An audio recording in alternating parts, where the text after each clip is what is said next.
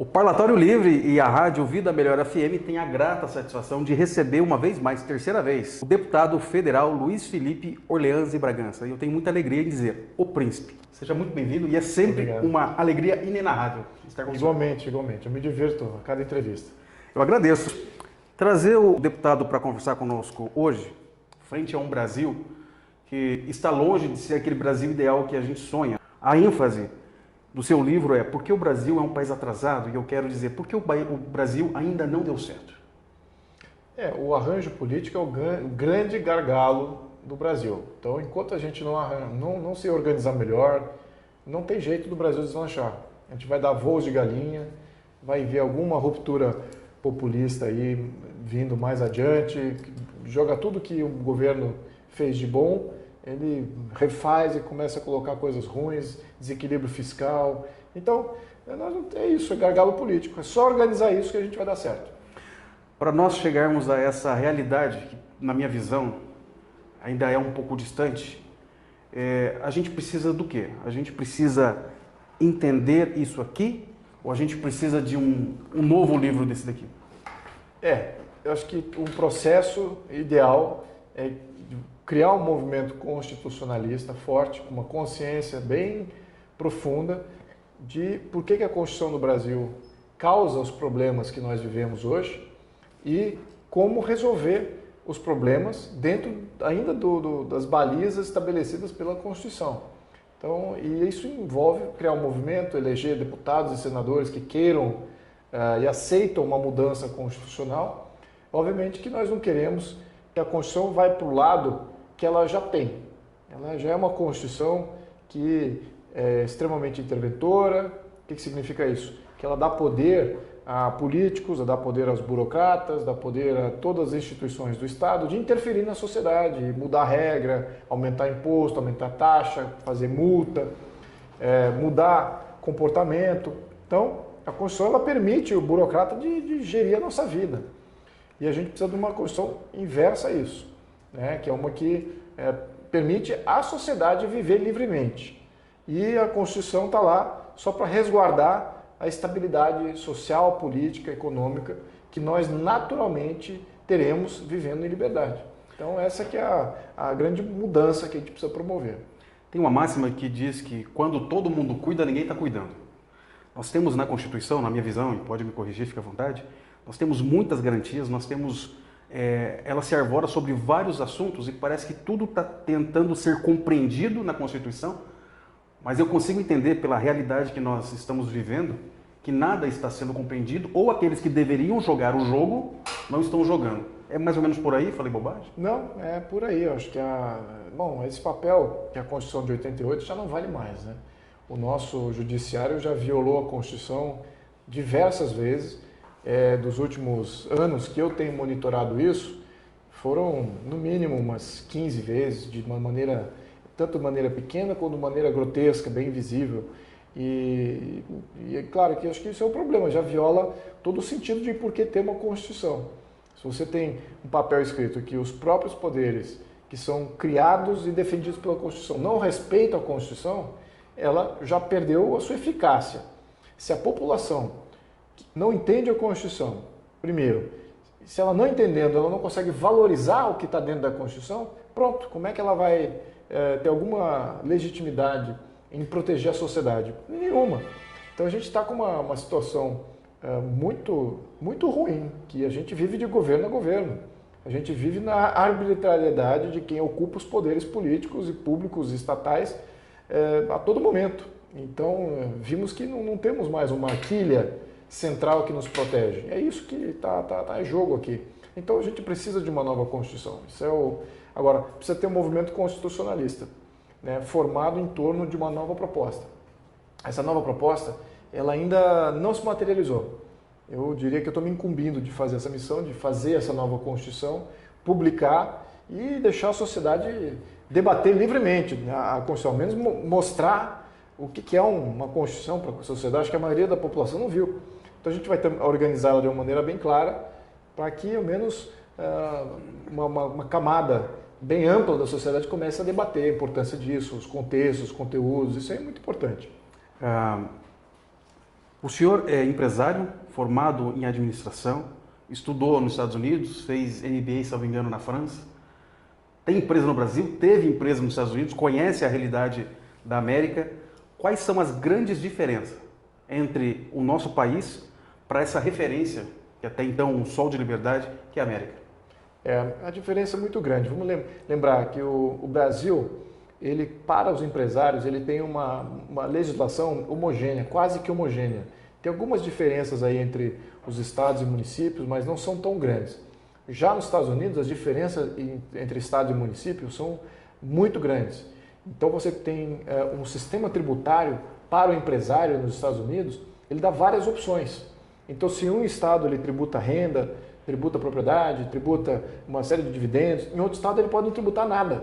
Então isso favorece com que um empresário escolha o seu melhor ambiente tributário para se estabelecer.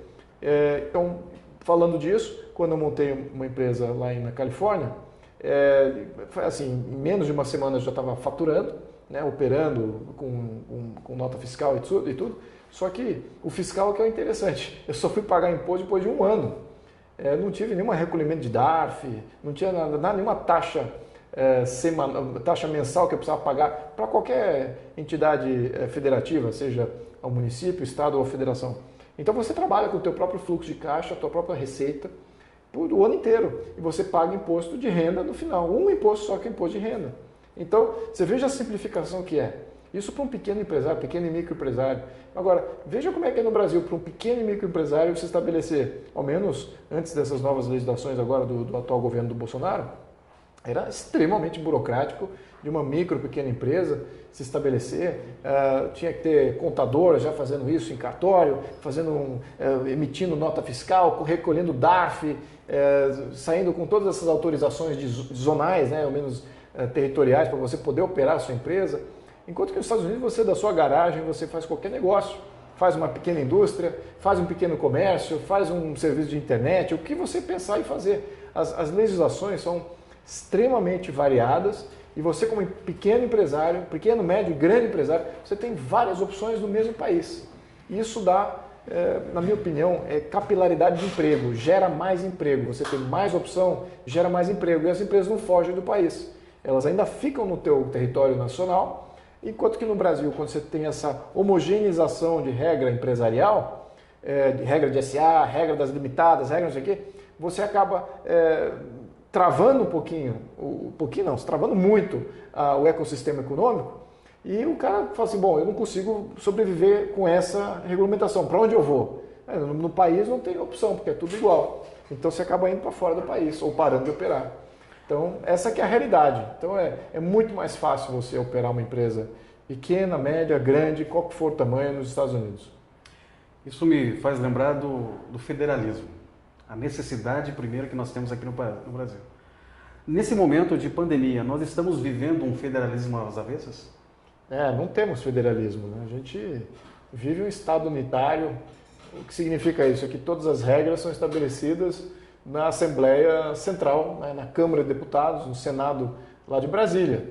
Então, qual é a eficácia de um deputado federal, um senador, em estabelecer regra para todo o país?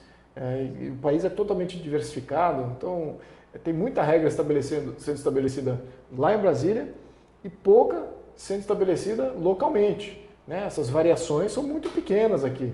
Então você vê até deputados estaduais que não fazem nada, né? Ficam mudando nome de rua, fazendo a menção honrosa aí, o fulano cicrano, mas efetivamente mudar a qualidade de vida do cidadão ele não faz, porque ele nem pode, porque a Constituição nem deixa. As competências são todas atribuídas à União, né, e à Câmara Central. Então, nós não temos federalismo, né? A gente tem uma tentativa de federalismo político, né? Elegemos aí deputados, senadores, deputados estaduais, vereadores, mas prefeitos e governadores, mas nem isso eles conseguem governar efetivamente.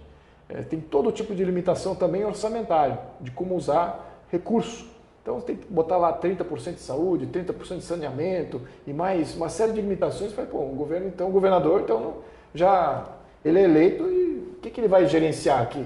Né? Ele vai ocupar o espaço durante um tempo e onde que ele vai ser efetivo? É muito limitado ali o espaço dele. E ao mesmo tempo, ele por ser dependente de orçamento federal, que é o que tem esse repasse, né? Orçamento federal, a maioria dos impostos vai para o federal.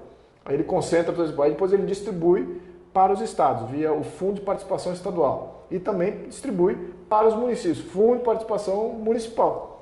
Tem que acabar com isso. Tem que literalmente acabar com esses dois fundos. Não tem que ter repasse federal. Cada um arrecada aquilo que é necessário, aquilo que a população permitiu ser arrecadado. E por umas funções bem claras. Para que você vai usar o dinheiro? Está bom o serviço? Está indo bem? O que a gente tem uma dinâmica em que a federação arrecada tudo, você distribui para os estados e municípios, os governadores não têm responsabilidade com aquilo, porque foi um repasse, não foi necessariamente vinculado àquele estado. Lembrando, né, tem alguns estados, como o Paraná, que contribuem mais do que ele retira. Então, alguém está recebendo mais do que ele... Tem um delay. Alguém está recebendo mais. Então, se algum outro governador está lá recebendo mais, e a população nem sabe de onde está vindo o dinheiro, que está vindo lá dos paranaenses, o pessoal lá em Alagoas está recebendo o recurso que veio de São Paulo. São Paulo não sabe que foi espoliado e o pessoal de Alagoas não sabe que foi beneficiado. Pronto, você já desvinculou o fator tributário. Então aí a tua cobrança qualquer. Você vai lá cobrar para o governador, eu quero isso, quero um estádio, eu quero não sei o quê. O dinheiro não é deles. Eles podem cobrar o que eles quiserem. Então você tem que ter uma vinculação de quem está sendo tributado com quem está gastando. E para quê? Se está sendo efetivo ou não. Nós não temos isso no Brasil. Nós não temos o dono reclamando. Né? A população é passiva. Ela não entende a situação tributária como é um... Aliás, eu diria que o maior esquema de corrupção que existe no Brasil, de desvio mesmo, é do Estado roubando da população, que é isso que acontece. Né? O Estado, não é o Estado membro, não, estou falando do Estado como um todo. Né? Todo mundo que é do setor público roubando do setor privado, porque ele não dá satisfação nenhuma, não dá transparência, não diz para onde vai estar usando dinheiro. O IPVA não vai para a estrada de rodagem, entra lá para um bolso comum e ele distribui como for. Assim é a questão do ICMS, assim é a questão de vários impostos e tributos que foram criados. Fica com uma certa ambiguidade, centralismo, distribuição baseada em percentuais ali e regras não muito claras, distorção de tudo quanto é tipo. Tem estado que não deveria nem existir e está lá elegendo uma assembleia que custa bilhão, um governador que custa bilhão, municípios que não vários conseguem... municípios que não são solventes, né? Não tem como se sustentar. Então você fala assim, bom, então isso é democracia? Isso é uma utopia completa, isso é uma proposta utópica. Assim, a mesma coisa, eu até já usei essa comparação para aqueles que são empresários. Né? Quando você quer lançar uma franquia, você imagina que no teu ambiente uma certa franquia é viável, certo? Então você busca aquela franquia, por exemplo, você quer abrir um McDonald's ou um Burger King aqui, aí tem todas as métricas que você precisa obedecer para aquele McDonald's ou Burger King dê certo aqui no teu ambiente. Muito bem. Se não der certo, o próprio McDonald's Burger King fala, não abre aí não, porque aí não tem as métricas certas para o negócio sustentar. Essa Constituição não faz isso. Ela fala assim, uma cidade tem que ter prefeito, vice-prefeito, tem que ter fulano, e todos ganhando isonomicamente, baseado na CLT, etc. Então, a Constituição inviabilizou 95% das prefeituras do Brasil. Isso seria uma boa franquia? Você fala assim, vou pegar a Constituição e vou abrir uma prefeitura.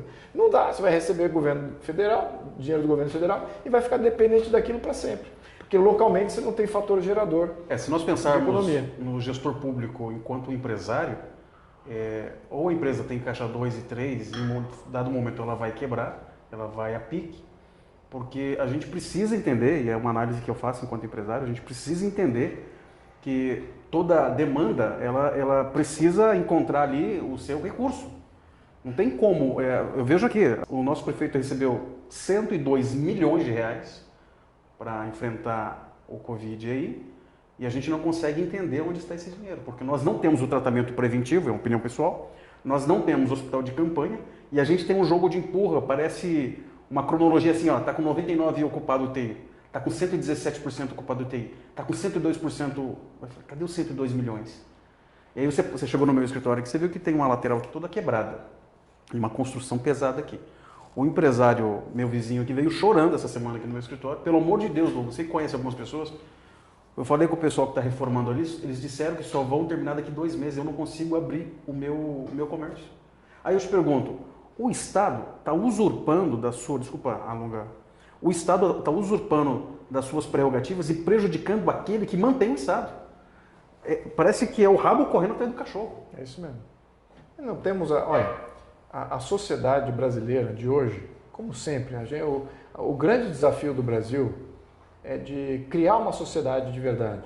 É uma sociedade que não é massa, é uma sociedade de cidadão, em que o cidadão defende os seus direitos, impõe as suas vontades e permite a ação de governo.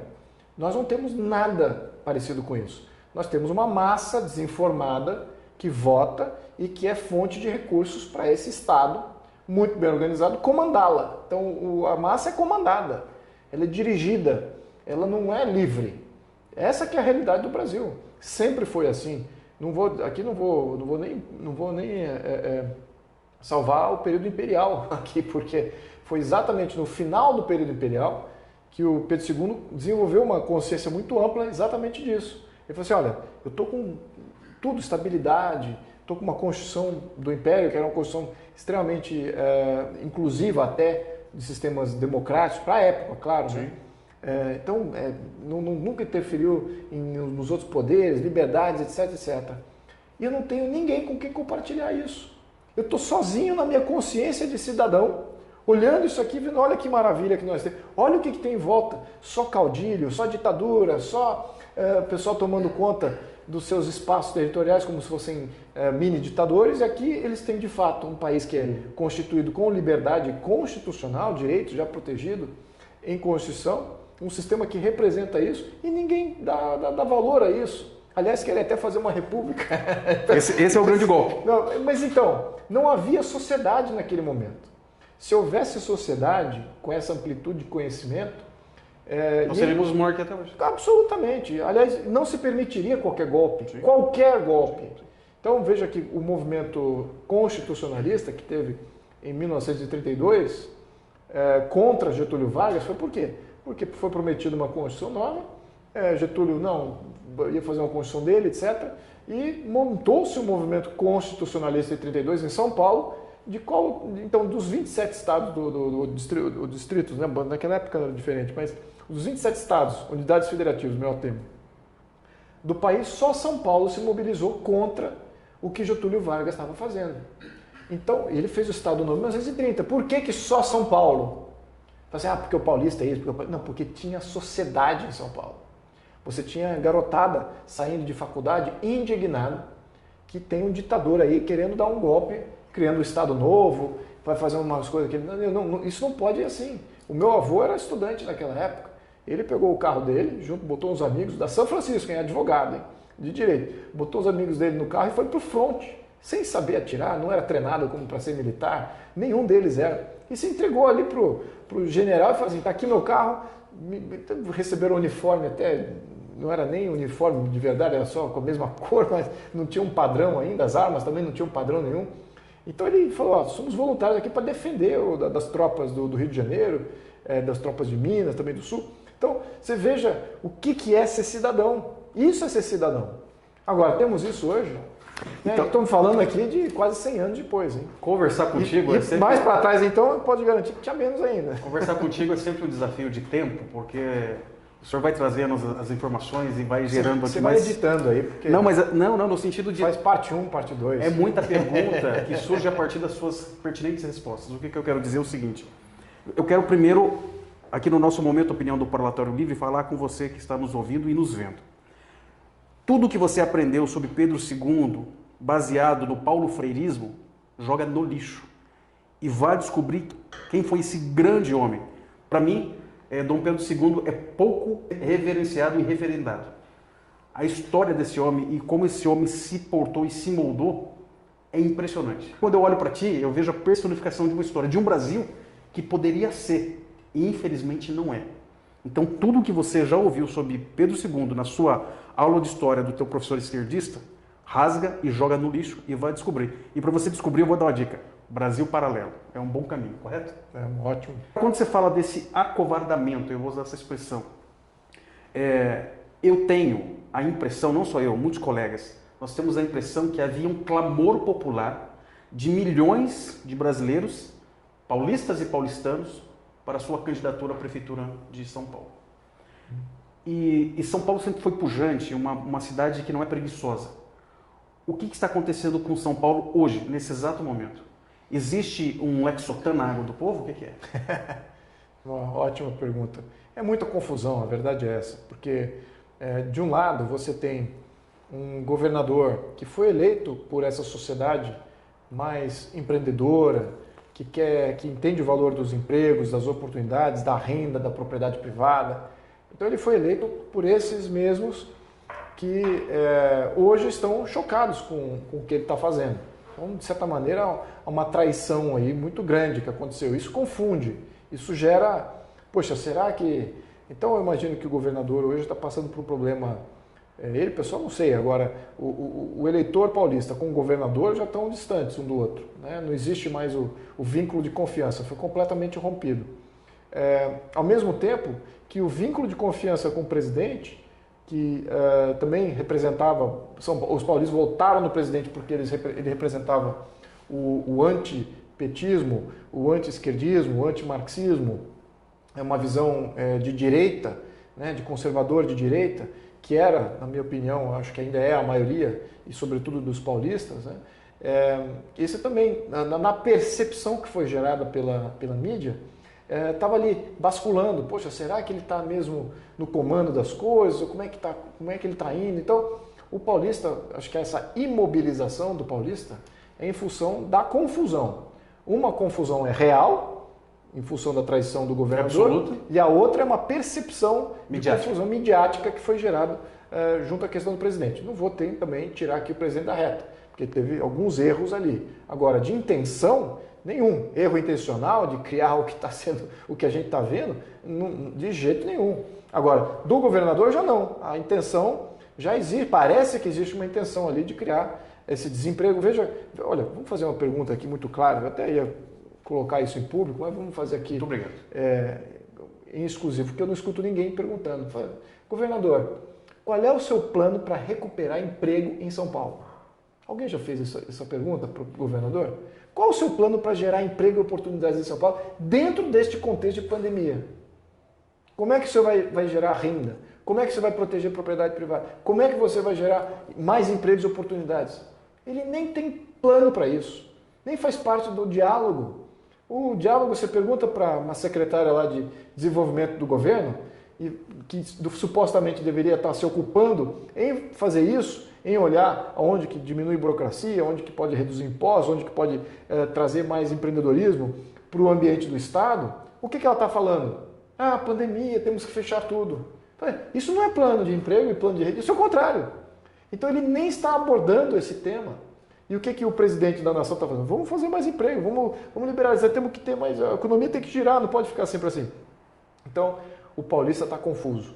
E acho que é isso que está gerando essa inação. Caso contrário, eu acho que ele não temeria de voltar a fazer tudo o que ele já fez pelo Brasil, né? O paulista ali, na Revolução de 32, pontuei aqui, foi São Paulo que se mobilizou, depois... Né, em várias mobilizações que ocorreram, a mais notável 64, né, pela Pátria e Família. Depois você teve a questão do impeachment do Collor, depois você teve também impeachment da Dilma. Então todos esses, o protagonismo de São Paulo sempre foi muito importante. A sociedade paulistana, a sociedade paulista está confusa. Mas vamos tirar um pouquinho, espairar um pouquinho, que acho que aí eles se mobilizam de uma maneira mais focada. O Paulo Guedes usou certa feita, uma frase que diz que às vezes você tem muita fumaça e barulho de tiro. Você está na guerra. Mas quando você percebe, a fumaça ela dissipa e não era tudo aquilo. Mas nesse momento, vendo tudo isso, essa confusão midiática, né, a desinformação, é um elemento muito poderoso para você conseguir controle. Para além dessa guerra, desses tiros, dessas bombas, essa desinformação tem causado duas coisas primordiais que são tenebrosas. A primeira, a desinformação não permite que você faça a pergunta primeira, Sócrates. Comece perguntando. Você não sabe o que perguntar, porque está tudo tão confuso. E a segunda é o medo. Eu vou liderar pelo medo, é a forma mais eficaz. É isso mesmo. Então, nós vemos isso. Na questão do governador de São Paulo, certa feita eu entrevistei e perguntei, o senhor tem medo de alguma coisa?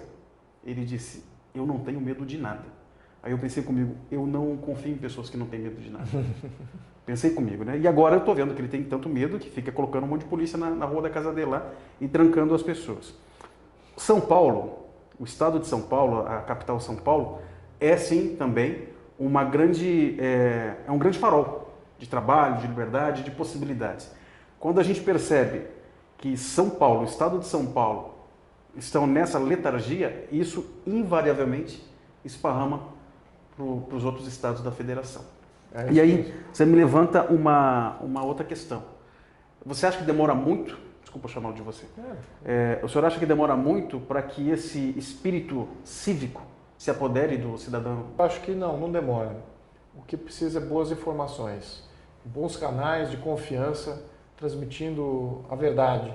E que essa, quando naturalmente aparece, a população, em sua maioria, quando escuta a verdade, ela entende a verdade.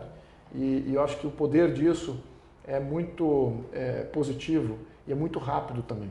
É muito rápido para debelar a conspiração, debelar qualquer tipo de golpe, etc., porque você tem uma conscientização bem ampla, já neutraliza o ataque do inimigo, mas também para você fazer o resgate, para você criar uma nova versão que não estava ainda corrente na sociedade. Então, qual é a versão que hoje está corrente? É que o governo central é o grande culpado da pandemia, é o grande culpado do desgoverno local, é o grande culpado do número de mortes, é o grande culpado do desemprego, é o grande culpado de que não há vacina e uma série de culpas e culpas e culpas. E se for trazer a verdade desse tema, né, vamos falar item por item, quem é que foi contra qualquer tipo de medida profilática? Não foi o governo federal, foi os governos dos estados. Quem é que foi contra todas as medidas precoces, uma vez que você é diagnosticado rapidamente? Quem é que foi contra? Não foi o governo federal, foi os governos dos estados. Quem é que recebeu dinheiro no ano passado, em período eleitoral, sem licitação? Quem é que liberalizou? O federal liberalizou. Quem que recebeu? Os estados receberam quase 1 trilhão. A gente não tem noção desse número. 1 trilhão. Olha, junta Bolívia, junta Paraguai, junta Uruguai e ainda bota um pouquinho lá da Argentina para dar 1 trilhão de PIB. Então você faz... Isso é toque de caixa. Vai para os estados. Então os governadores, municípios com 1 trilhão de caixa a mais. Cadê esse dinheiro? E o senhor que é economista, conservador, só olha e fala, não, vou dizer, porque a gente vai pagar essa conta. Todos nós vamos pagar. Isso virou dívida. Estamos agora mais endividados, mais fragilizados e vamos pagar em inflação. E com o tempo aí, estamos mais... Se houver uma outra gripe mundial, eu estou falando gripe econômica, tá? Não a gripe...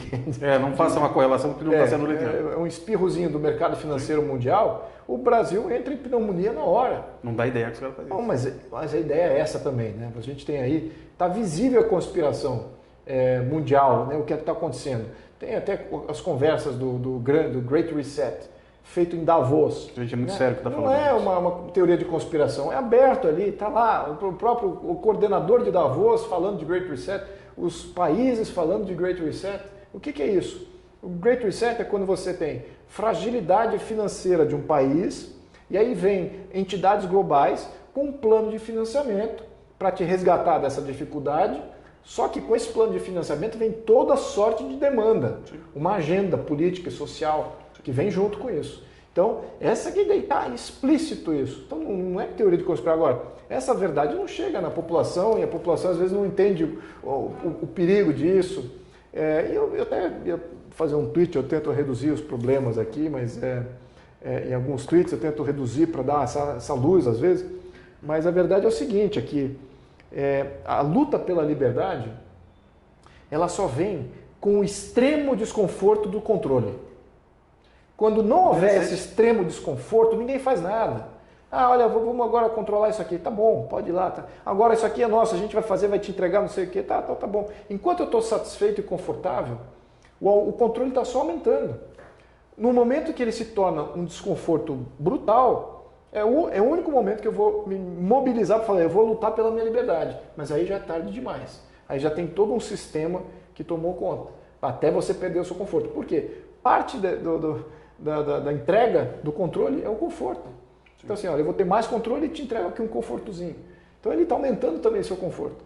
Então imagina em que estágio você tem que estar de desconforto com esse controle todo para você se rebelar contra todo o sistema. É por isso que as pessoas não fazem nada. E talvez quando nós tivermos essa noção, será muito tarde para essa reação. Algumas pessoas têm muito cedo, porque estão olhando os impactos das decisões agora num comportamento futuro.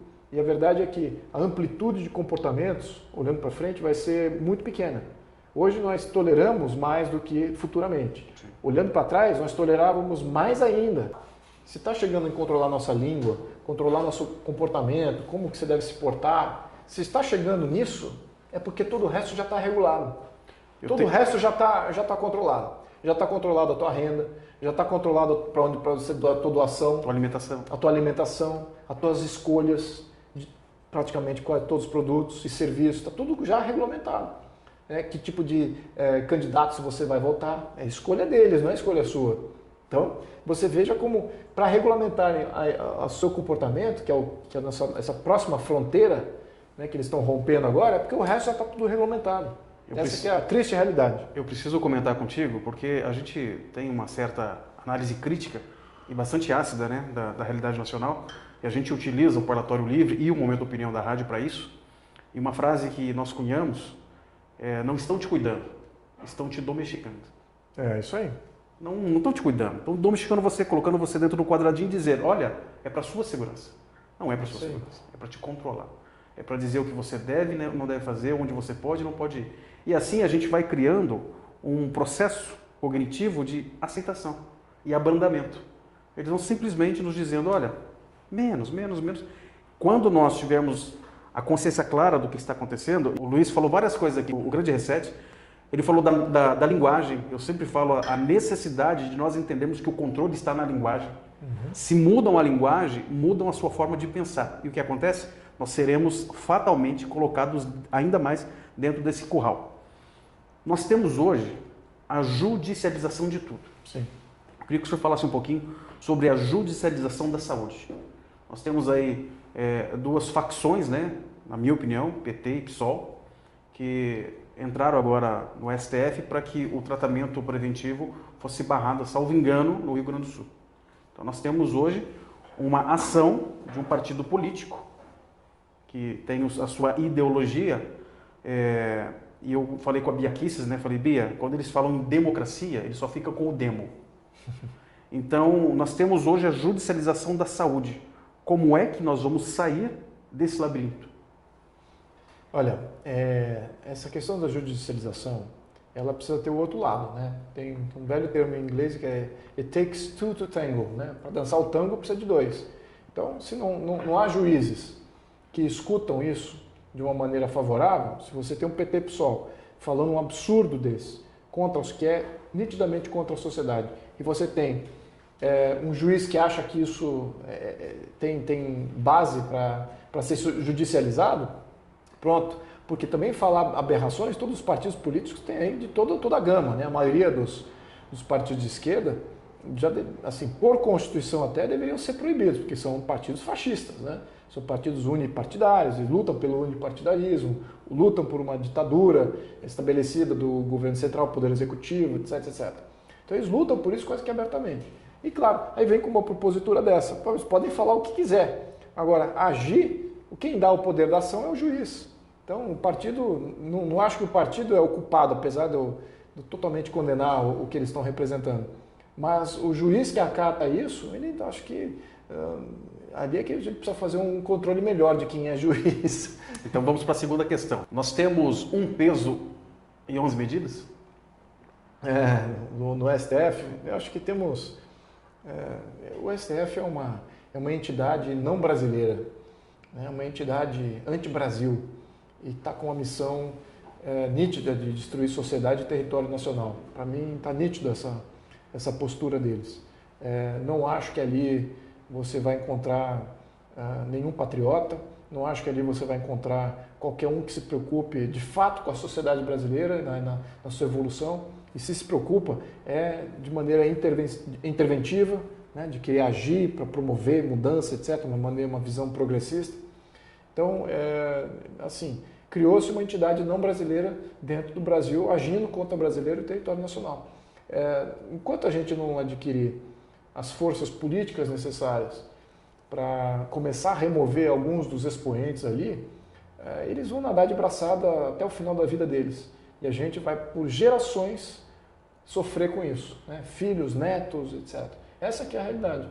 Então, temos que agir, temos que eleger bons senadores, com muita coragem de peitar um impeachment e tal. E, claro, que não tem um rabo preso, né? Porque a maioria dos senadores aí, todos têm rabo preso, todos têm ficha suja. E isso é perfeito. Eles querem só ficha suja, porque com ficha suja eles conseguem manipular o Senado, né? Eles conseguem avançar ou não a ficha do senador ali. O senhor me levanta uma outra questão agora. O senhor, infelizmente, não foi candidato à prefeitura de São Paulo. E o que os partidos nos entregam, em termos de nomes, necessariamente não é a nata. Né? Não é a nata. Infelizmente, ali é o fundo queimado da panela. Porque a sociedade, a gente pode até ter esse discurso de você não sabe votar, você não vota bem, mas às vezes não tem quem você votar. Então, o partido, com esse sistema eleitoral, queria que o senhor falasse um pouquinho sobre isso, com esse sistema eleitoral, o que ele entrega para a sociedade na hora do voto está a anos-luz de ser um bom nome. Eu digo isso porque a sua candidatura não foi viabilizada, mesmo com clamor popular. Não houve espaço, não houve candidatura. Nós não podemos fazer candidatura independente. Somos um dos 50 maiores países do mundo que não podemos fazer candidatura independente. Então, os nossos partidos... Nesse ponto, até alguns juízes, lá no TSE, ou no STF, né, a mesma coisa, eles até olham isso com bons olhos. Mas o sistema partidário, ele cartelizou. Então, e por causa do dinheiro, óbvio, né? Aquela perspectiva, tem que ser recurso público, porque senão você causa inequidades de possibilidades entre o partido mais rico que tem acesso aos empresários e o outro que não tem, então fica aquela dicotomia. Então tem que ter recurso público, vamos neutralizar, aqui tá as regras. Nivela todo mundo. Mas o que aconteceu? Os partidos, vendo que tem uma mata, né, de bilhões mandado para... Então vamos limitar os bilhões na mão, no número menor possível, né, e vamos tirar alguns partidos aqui do pleito, e ai de ter candidatura independente, então nem se fala. Porque na perspectiva desses aí, não, então vai ter que dar recurso para o candidato independente também. O que eu também sou contra.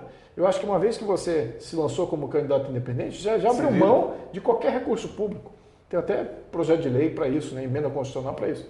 Então, a perspectiva ainda é de financiamento público. Então, toda vez que você vai fazer, vou fazer um novo partido. Ok, pode fazer. Se fosse um país desenvolvido, faz 1 trilhão de partidos, não importa. Só que sem recurso. Só que sem recurso público. Aí não fazem. Aí eles não fazem, então pronto. E vice-versa. Você quer fazer mais um partido? Então vai ter que recurso público, então vai ficar difícil para você fazer um partido novo. Então hoje está bem limitado mesmo. Então a ideia, o que está de uma maneira ou de outra, nós estamos chegando no unipartidarismo. Né? Nós estamos chegando numa situação... Tem vários fatores acontecendo.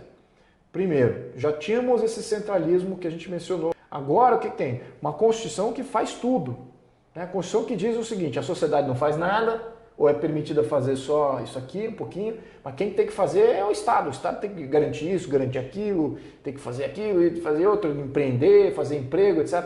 Bom, então o Estado é o fazedor. Então a gente é o grande... Paizão. É o grande motor da vida. Sim. No Brasil é o Estado brasileiro, é o burocrata, é o político, é o grande motor da vida no Brasil. Então isso aqui é o que dá poder a um político e um burocrata a dizer isso com boca cheia. Então você já tem esse outro segundo problema, né, que é esse excesso de poder. Aí você vem agora um processo lento de constitucionalizar o que antes era temporário, ou que poderia ser revogado, ajustado. Então você está tirando cada vez mais desse pouco espaço que a sociedade e até os governantes tinham.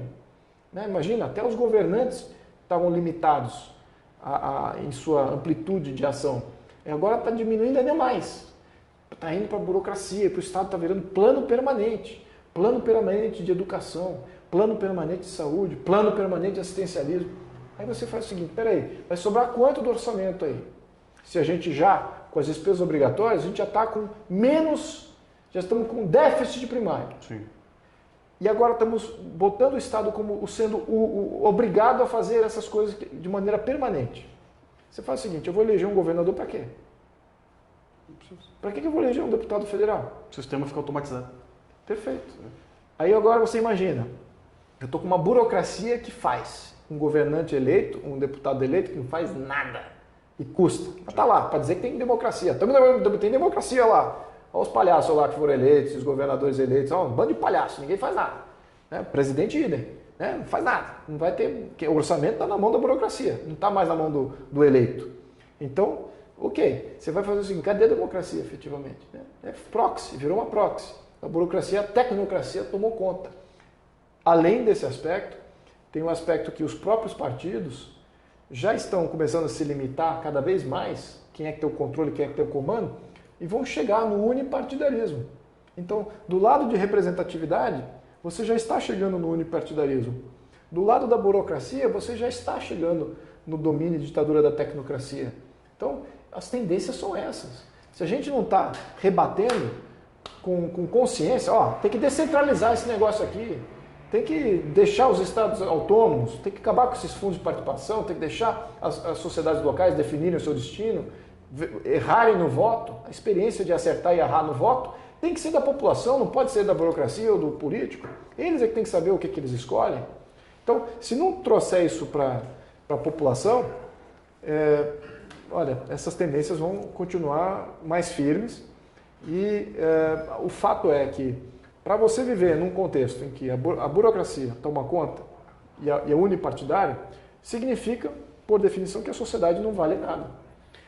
Nós temos aí uma questão muito pertinente, que está gritando, só que alguns ouvidos estão moucos, que é a liberdade. Nós temos visualmente a nossa liberdade cerceada. E outrora, as pessoas diziam assim, não, Douglas, você está falando bobagem, você é capaz. Hoje a abertura de igreja está judicializada. E eu disse a eles, há um ano atrás exatamente, o diabo esperou e a igreja fechou a porta, de medo. E eu estou falando agora com um cidadão médio, comigo, que olho lá para o líder religioso, para o pastor, para o padre, enfim, e vejo nele um arauto de liberdade. E esses caras estão com medo hoje. Esses caras têm uma massa na mão deles, de pessoas, que olham para eles com uma esperança, porque tem ali um líder religioso. Esse líder religioso está com medo, porque ele abre a porta da igreja, vem a multa, ele abre a porta da igreja, se alguém morrer, ele que matou. Então nós temos hoje uma confusão mental sobre essas questões da pandemia, que a gente não consegue encontrar uma saída, eu não digo nem uma saída possível, eu digo uma saída necessária. Infelizmente a pandemia acelerou um contexto de vida que naturalmente é para onde esses partidos de esquerda querem levar a gente, né? O controle total e a pandemia deu uma acelerada, criou vários dependentes do Estado que elegem, que votam, e isso é um grande problema. Porque naturalmente eles vão votar para a esquerda.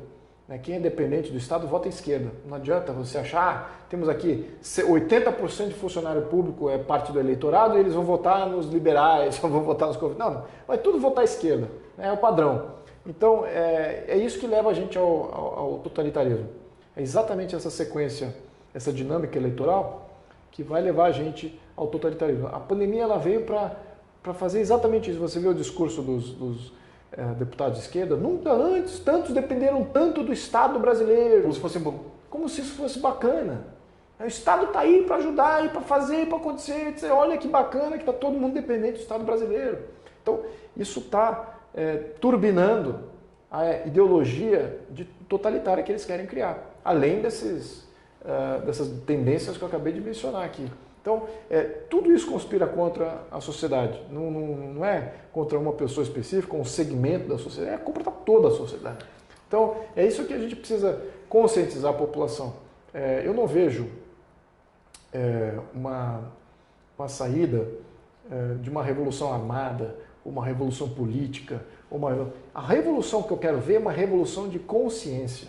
Revolução que você fala assim, um segmento expressivo da sociedade brasileira não vai tolerar isso. É aí que a gente vai ter melhores ciclos eleitorais, uma coisa sustentável e esperança de você ter um país efetivamente livre. Né? No momento também a gente está caminhando uma situação muito desagradável também no contexto externo. Olhando tudo isso, né, a pandemia ela deu uma celeridade nesses vários projetos totalitários. Isso é um fato. Para quem está antenado, para quem entende o jogo, para quem consegue olhar de forma macro, sabe que isso é apenas mais um movimento dentro do tabuleiro. A nossa esperança é o despertamento da população. Entender que o Parlatório Livre existe, o Momento Opinião e todas as outras frentes bacanas que existem, nós estamos aqui para defender os nossos filhos e netos. Tudo que eu faço, deputado, tudo que eu faço, Luiz, tudo que eu faço é pensando nos meus filhos, tenho 3, e no meu neto, tenho 1. Tudo, full time. Porque o que uma geração não olha, outra geração despreza. Aquilo que uma geração não cuidar, a outra vai desprezar. E esse desprezo que nós estamos vendo agora em 2021 é o desprezo à liberdade, à consciência livre e o direito natural do cidadão de ir e vir, falar, pensar, agir, trabalhar. Hoje, o crime no Brasil que as pessoas querem cometer é trabalhar. É surreal. E eu olho para as pessoas, elas estão numa letargia, numa indolência, né? Indolência, você apertar aqui o cotovelo, não vai doer, é indolente. As pessoas estão numa indolência, elas estão num processo, sei lá, um Rivotril, o que eles estão tomando? Essa é a minha preocupação. E o senhor é experimentado, o senhor é formado, o senhor tem história, o senhor tem família, o senhor está no parlamento. Qual é a sua expressão hoje, desses 2 anos aí dentro do parlamento, o que o senhor vê dentro do parlamento, que o senhor fala, rapaz, isso aqui não muda? Eu sou crítico do sistema. Tem gente corrupta, gente ruim, desqualificada, inempregáveis, como eu chamo eles, né? São os inempregáveis, estão todos lá um monte lá no Congresso. E esperar que o sistema vá se auto-limpar, auto-regenerar, eu acho muito difícil. O sistema sempre premia aqueles que gostam do sistema, que alimentam o sistema, que jogam com o sistema, né? Então, os reformistas como eu, somos vírus. A gente é um ataque de vírus, eles têm anticorpos lá fortes pra caramba. Então eles te colocam num canto, te cospem para fora, você não faz nada, te aliviam. Te blindam. Te blindam, te aliviam, etc. Eu acho que a gente precisa até infectar com um vírus reformista todas as próximas eleições. Agora, se fica aqui um apelo pessoal, é de não eleger corrupto, cara. Façam uma triagem de quem vocês estão elegendo para o legislativo. Não entre nessa de boiada, que vai lá nos últimos momentos da eleição, chegando perto da eleição, em quem que eu voto, em quem que eu voto? E aí vai votar em alguém lá do centrão, ou alguém da extrema esquerda, que tem um passado totalmente inglório, que joga contra você, que não quer reformar nada, que acha que está tudo maravilhoso. Então esse pessoal está ruim, não podemos botar eles de volta no sistema. Tem que botar pessoas novas, com vontade de reformar o sistema, para trazer ele mais próximo da população. Se isso não ocorrer, você fica com essa situação que a gente está tendo, você criou um lodaçal de tempo. É um lodaçal que você passa a tua geração inteira na esperança, ali, não vai melhorar, vai melhorar. E não é realista isso, né? Só vai melhorar com uma ação prática. A ação prática é colocar reformistas dentro das assembleias, do Poder Executivo, aqueles que querem mudar o sistema, que não estão satisfeitos. E que começa pelas câmaras de vereadores. Né? Começa de baixo e para cima, mas começa aqui dentro, consciência. A revolução é de consciência. Assim, eu não vou mais buscar o fulaninho que eu conheço, porque eu sei que ele já esteve lá, já fez, já aconteceu e não virou parte do sistema. Pronto, out. Não voto mais nele. Eu quero votar naquele cara que tem a proposta de reforma, que não gosta do sistema, que critica. Que esse sim tem que ir lá exercer a função que ele se propôs a fazer, tem um objetivo de pautar reforma, querer votar em reforma, e que ele represente isso. Isso não é um ciclo eleitoral, não. Eu sempre uso, até está no meu livro aí, tem uma passagem que eu uso. Os Estados Unidos estavam na mesma situação que o Brasil está hoje, talvez pior, no final do século XIX, e aí a população teve um movimento de conscientização da população norte-americana, falou assim, olha o que está acontecendo aqui. Pô, naquela época nos Estados Unidos eles compravam Senado, eles compravam abertamente, as empresas vinham e compravam assim, olha, todo o quadro aqui do Legislativo é meu, eu comprava e tal, uma coisa aberta. Hoje está mais escondido. Mais velado. É mais velado, mas naquela época era muito aberto isso. Então eles falaram, isso aqui não é o sistema americano, não é para isso que foi fundado esse modelo norte-americano. E criou-se uma revolução social de consciência, de escolher somente aqueles que estão indo lá com o propósito de mudar. Então foram 40 anos de eleger quadros reformistas. 40 anos, durou de 1890 até 1920. O detalhe é que no Brasil nós temos um quadro desse, só que é deformista. Quadro aqui. Bom, você tem um monte de tendências, né? E você tem que jogar num caldeirão e ver qual é que está pegando no momento. Agora, não quer dizer que as que não estão pegando não estão inativas. Estão inativas. Na verdade é que tudo conspira contra. Existem conspirações favoráveis. Eu acho que à medida que você, acho que qualquer físico aponta isso, né? Qualquer movimento, quanto mais próximo de uma ruptura a coisa chega, ou mais próximo de um controle totalitário aquilo chega, maior é a resistência contra aquele movimento. Então, ao mesmo tempo que a gente está indo de vento em popa, olha, vai criar uma ditadura no Brasil, o sistema, um negócio tecnocrático, que nem vai ter cara, vai ser um negócio, burocracia com a Constituição e os juízes vão governar o Brasil e o resto é tudo fantoche. Vai criar, no minuto que está criando isso, quando vai chegar no ponto de, ok, criou-se, ao mesmo tempo a resistência contra isso vai aumentar. Eu acho que o revés vai ser proporcional. Sempre é. Então toda força tem ação e reação. Para toda força positiva tem uma força igual ou negativa. Então, eu acho que a gente tem que entender a política dessa maneira.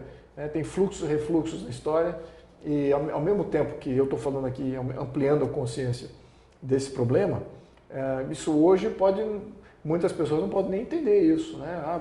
Mas talvez de 100, um ou dois, registraram e aquilo multiplica mais tarde.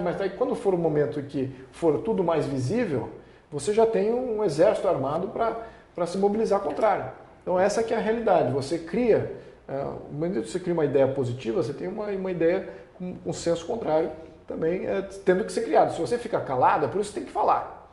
Né? Você tem que falar. O que essa proposta significa? Toda proposta significa uma não proposta de várias outras coisas. Então vamos falar das não propostas. Né? Então é isso que a gente está fazendo aqui. Agora, eu vejo essa questão, voltando um pouquinho atrás na conversa, você falou de não ir na igreja e exercer qualquer culto.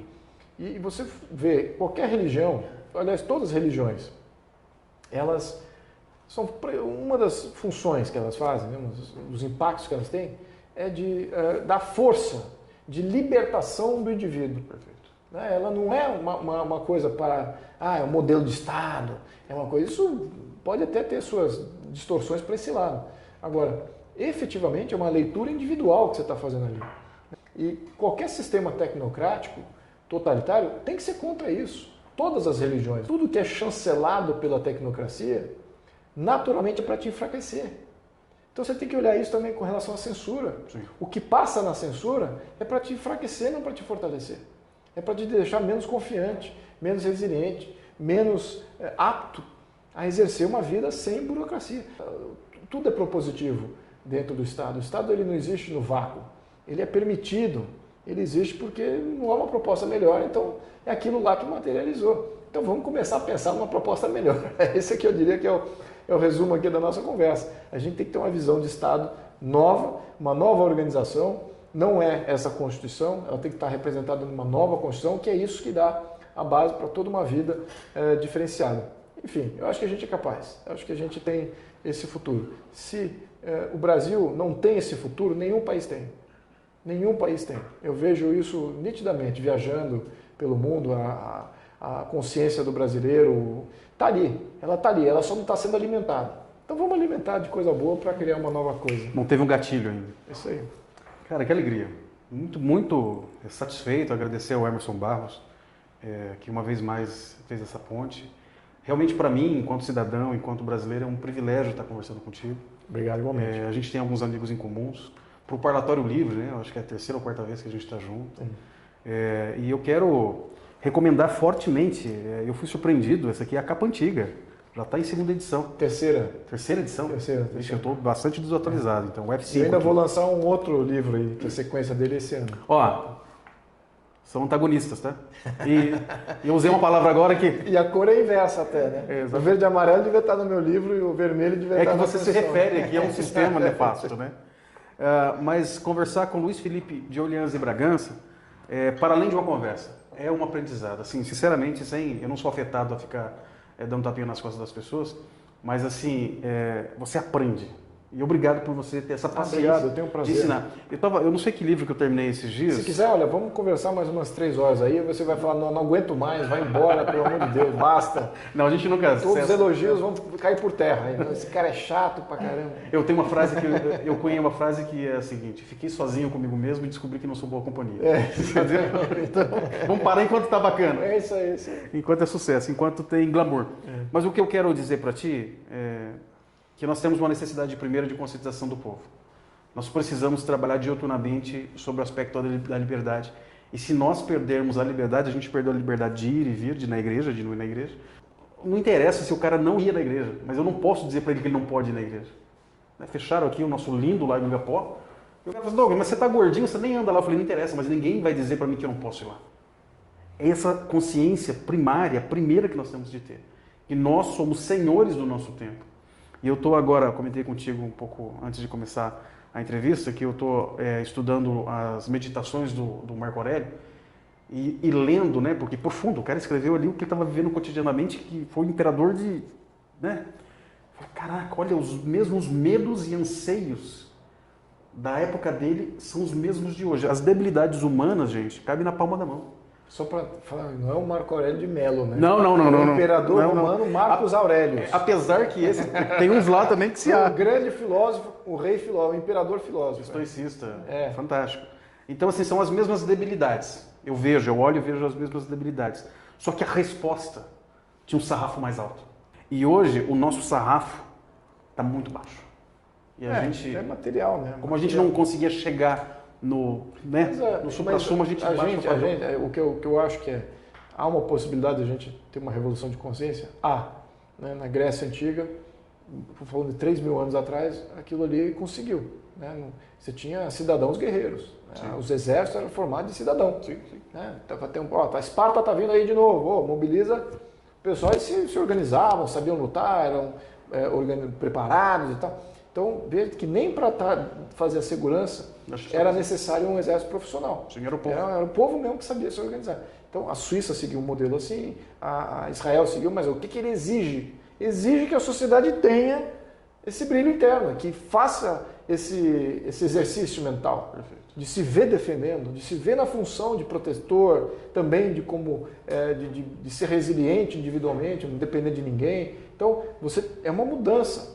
Mas ela é possível, ela existe na sociedade, ela não é uma coisa impossível. Ao mesmo tempo que a força e o impulso de controle e domínio e a vontade e a passividade, aquela de apaziguar, de querer se tornar parte do sistema, ela também existe. Então, o impulso de controle casado com a passividade, pronto, você tem ali um povo escravizado e aquilo fica num lodaçal da história aí, por centenas de gerações, a não ser que haja argamassa de você dizer, peraí, temos sociedade aqui, temos cidadão. Tem um caldo aqui. Tem um caldo aqui, um humus gerador de consciência que você fala, vale investir seu tempo, né? Vale. E eu descobri isso em campanha, acredite se quiser. Não acredito. Quando em 2014, eu não tenho como explicar a frustração que eu tive ali sozinho. Falei, cara, ninguém está vendo o que eu estou vendo. Ninguém, não é possível. Eu estou vendo isso aqui, estou vendo isso aqui. Isso aqui não indigna ninguém. Não tem partido de oposição, não tem sociedade que se levanta, não tem um pensador. Eu vi que está tudo neutralizado. Você virou um João Batista? Estou pregando no deserto? Pois é. Eu olhei assim, não é possível, eu só estou sozinho aqui. Mas aí eu comecei a conversar com os amigos. Opa, não, fulano também, fulano, ciclano, beltrano, isso aqui já tem um grupinho ali, etc. E a coisa tornou-se o que virou, né? Não diria que eu sou protagonista, mas eu encontrei outros que já estavam mobilizados. Então eu falei, isso me dá esperança, esse foi o primeiro passo. Mas depois em campanha para ser deputado federal, você vai passeando pelo interior de São Paulo e você vai encontrando pessoas, eu fazia palestras lá para 100, 200, 300, às vezes mais até 600, 1000 pessoas, e você vê a quantidade de pessoas interessadas num assunto complexo. Olha o que eu falei aqui, com praticamente 2 horas aqui com você. Nada é fácil de absorver isso. Você precisa estar no ramo das ideias, mas você está aqui. Quem está te escutando existe. Sim, então, isso é fonte de esperança. Obrigado, audiência, e não é pouca. E não é pouca, graças a Deus. Pois é. Então, é isso que faz você ter confiança que essa revolução é possível. Perfeito. Tá? Não é algo assim, ficção. Então, ela é possível, ela é material, e vai precisar disso. Então, estamos juntos aí. O Parlatório Livre e a Vida Melhor FM agradece demais a presença do Luiz Felipe de Orleans e Bragança, porque o Brasil é um país atrasado, porque você e eu não nos levantamos ainda. Obrigado. Isso aí. Deus te abençoe. Igualmente, obrigado. Satisfação. Igualmente. Agradecer o pessoal da Cena 1 aí, que está cuidando hoje do audiovisual pra gente. Entra em contato com eles lá. Obrigado a Fábio e o Flávio. Ei, você! Quer deixar o conteúdo do seu vídeo mais atrativo e não sabe como? Então se liga nessas dicas. Número 1. Planejamento. Conheça o seu público, entenda as suas necessidades, saber o que ele busca e como você pode se diferenciar dentro do seu segmento. Dica número 2. Introdução. Quem é você e como seu produto pode ser a solução para o que o seu cliente está buscando. E a dica número 3, conteúdo. Traga informações valiosas e claras sobre o assunto, o produto ou o serviço que ele procura. Se ele acessou o seu conteúdo, ele precisa e quer ter informações a respeito. Então não desperdice essa chance. Tenha um conteúdo relevante para o seu público. E aí, gostou dessas dicas? Quer colocá-las em prática? Fale com a Cena 1.